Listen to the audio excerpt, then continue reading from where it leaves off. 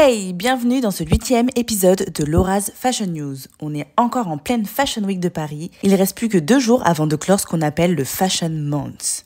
Allez, c'est parti et on commence par les Fashion Shows. La maison leader des JO a tenu à assurer son statut en mettant en lumière l'Archer Sag Napoli au cœur de son défilé.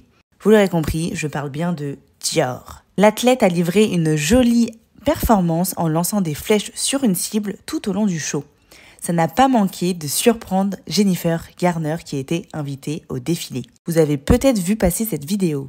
Après Kim Kardashian, Kylie Jenner devient officiellement la reine de la Fashion Week de Paris.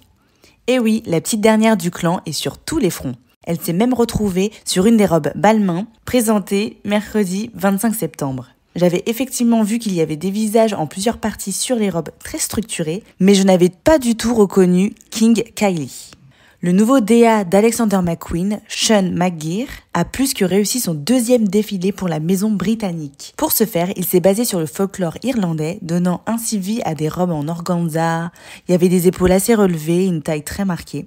Si vous souhaitez que je vous fasse un débrief sur cette Fashion Week, n'hésitez pas à me le faire savoir en commentaire sur les réseaux sociaux, @Laura's Fashion Game. Fashion Collabs. Les 2 directeurs artistiques de Louis Vuitton, à savoir Pharrell Williams et Nicolas Ghesquière, ont chacun imaginé leur propre coffre-lit élevé. Il s'agit d'une malle dotée d'un lit d'appoint. Pour la version de Pharrell, il faudra compter 190 000 € et 220 000 € pour la version de Nicolas Ghesquière. Ces coffres-lits seront exposés à l'hôtel Cheval Blanc et à la boutique LV de Saint-Germain-des-Prés. Lucien Laviscount, alias Alfie dans Emily in Paris, est l'égérie du nouveau parfum Kilian Paris.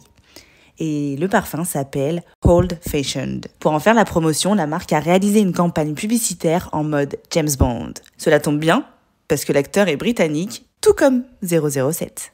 Fashion News. Je vous en parlais il y a 2 semaines lors de l'épisode 6. D'ailleurs, si tu ne l'as toujours pas écouté, je t'invite à faire pause et à aller le lire tout de suite au risque de te faire spoiler.